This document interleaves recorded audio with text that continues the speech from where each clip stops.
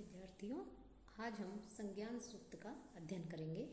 यह ऋग्वेद के दशम मंडल के 151वें सूक्त जो संज्ञान सूक्त है उससे मंत्र लिए गए हैं। इसमें कुल 4 मंत्र हैं और इसके देवता अग्नि हैं और इसके ऋषि जो हैं वो संवनन माने गए हैं। इसके तीसरे मंत्र में त्रिष्टुप छंद का प्रयोग हुआ है और पहले, दूसरे और चौथे इन मंत्रों में जो है अनुष्टुप छंद का प्रयोग किया गया है। साथ ही साथ जो है कह रहे हैं कि इसके जो देवता हैं वो पहले मंत्र के अग्नि हैं और इसके अलावा दूसरे, तीसरे, चौथे जो मंत्र हैं उसके संज्ञान जो है देवता माने गए हैं। तो हम इसका प्रारंभ करते हैं। संसम इद्यु से वृषण अग्ने विश्वान्य आर्या इलस्पदे समिध्य से सैनो वसुने आभर। वृषण की अभिलाषाओं को पूरा करने वाले, इसके ऋषि संवनन है, छंद अनुष्टुप है।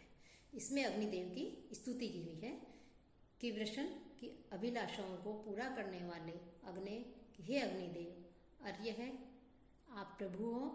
विश्वानि कि सब जो प्राणी हैं इन प्राणियों को इस समस्त प्राणियों को ही संसम आयु से, अच्छी तरह से आयु से आप संयुक्त करते हैं, युक्त करते हैं कि आप सबके हे कामनाओं को, वृषण की कामनाओं को पूरा करने वाले, इच्छाओं की वर्षा करने वाले हे अग्निदेव, आप सबके स्वामी हैं और सब प्राणियों को आप भली प्रकार से मिलाते रहते हैं।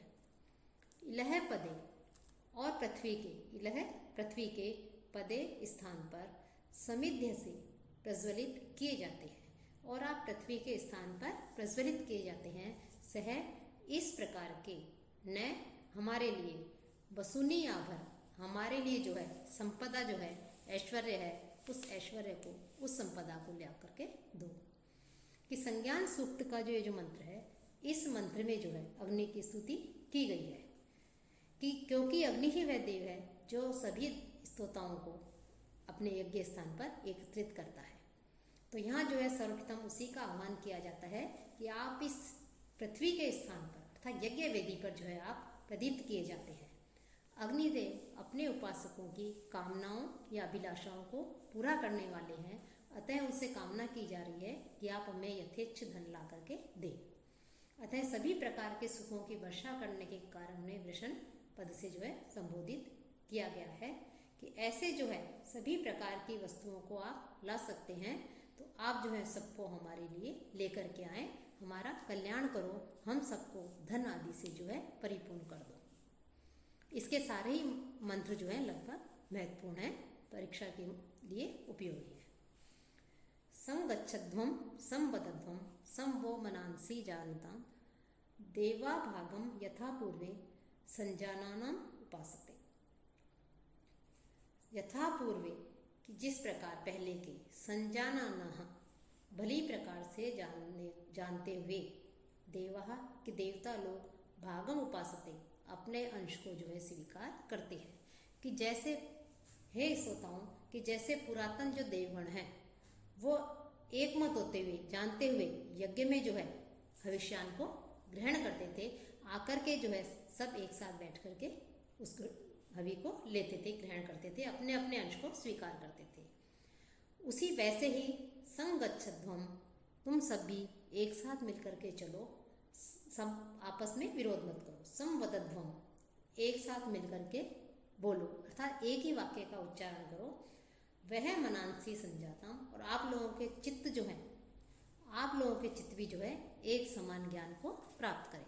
अर्थात इस मंत्र में जो है सब देवों, जब देवों ने भी अपने अपने यज्ञ के, उनके निमित्त जो यज्ञ किए गए थे, तो हर उन देवों के निमित्त जो हविष्यान था उसको लेकर के हवि को प्राप्त कर उठा लिया, ले लिया। तो यज्ञ करने वाले कह रहे हैं कि आप भी जो है कि इस प्रकार से जो है देवों का उदाहरण प्रस्तुत करते हुए इसमें कह रहे हैं ऋषि कि जैसे देवता लोग जो है वो एकमत होकर के यज्ञ में आते हैं और अपने अपने हिस्से का हविष्यान ग्रहण करते हैं, वैसे ही आप सब भी एक साथ मिलकर के जो है चलो, संगच्छध्वम संवदध्वम, एक साथ मिलकर के बोलो और विरोध का परित्याग करके एक साथ मिलकर के एक वाक्य का उच्चारण करो और तुम्हारे मन जो है वह मनांसी संजानताम, आपके मन जो है वो एक आपस में मतभेद नहीं हो, एक ही समान जो है ज्ञान प्राप्त करे। कि यह किसी विषय में जो है आपके बीच में जो है मतभेद के कारण से कलह नहीं हो, तो आप सब जो है एक मत हो। तो ऐसे जो है आप भी जो है प्रेम पूर्वक जो है इस प्रकार से रहे। समानो मंत्र है समिति ही समानी, समानम मन है सहचित्तमेशा, समानम मंत्रम अभिमंत्रये वह, समानेन वो हविषा जुहोमि। और इसमें भी जो ऋषि सम्मनन है वो यहाँ पे सभी मनुष्यों को एकता की भावना जो है उसको धारण करने की शिक्षा दे रहे हैं, उसका उपदेश दे रहे हैं। और ये कह रहे हैं कि समाज के जो लोग हैं, विभिन्न प्रकार वर्गों के जो लोग हैं, वो लोग अलग अलग प्रकार के जो उद्देश्य होते हैं उनका परित्याग करके एकता के सूत्र में बंध करके आबद्ध हो जाएं और एकता का परिचय दें। कि मंत्र है समान है कि हे स्तोताओं, आप सबके मन जो है वो चिंतन जो है वो कैसे हो, समान है, समान हो। कि आप सब लोगों का चिंतन, आप सब लोगों के मन एक समान हो, कि जिससे अच्छा भला हो, जिससे कल्याण हो, ऐसे जो है विषय के प्रति आप लोगों का मन जो है समान हो, उसमें चिंतन करें।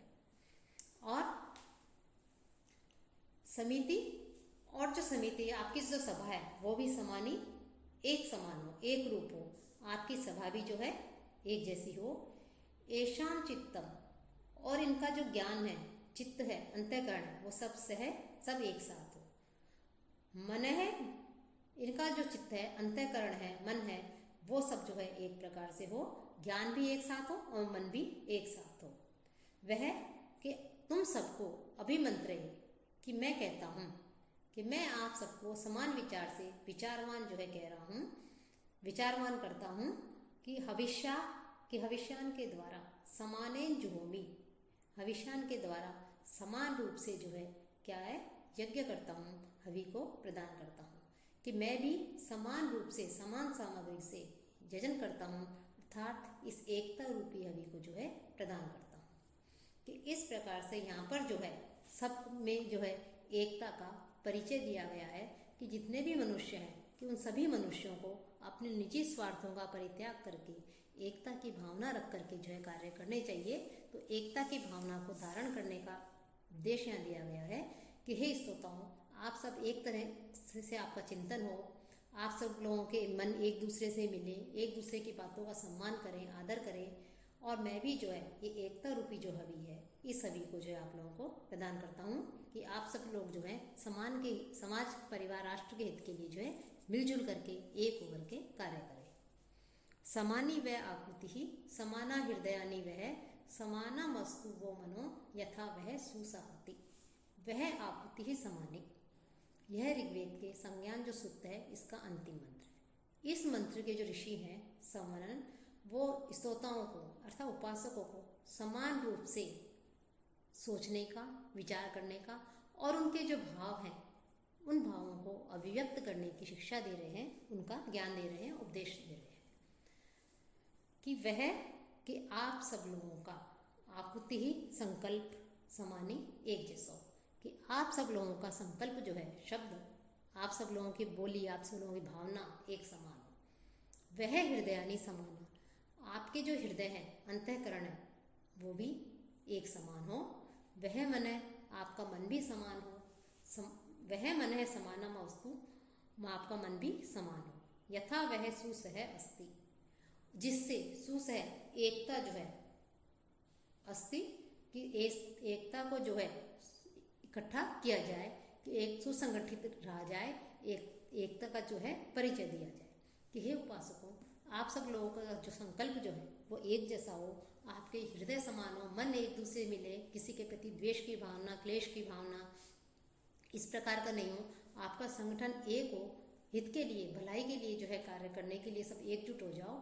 और तुम्हारी एकता जो है, जैसे तुम सब किसी अच्छे कार्य के लिए एकजुट होगे, एक होगे तो एकता अच्छी होती है, वैसे ही तुम भी जो है एक साथ इकट्ठे होकर के जो है, जिससे इस संस्कृति का कल्याण हो, मंगल हो, इस प्रकार से जो है तुम सब इकट्ठे होकर के, एक होकर के कार्य करो। ऐसे ही जो है इस प्रकार से मंगल कामना यहाँ पर की गई है।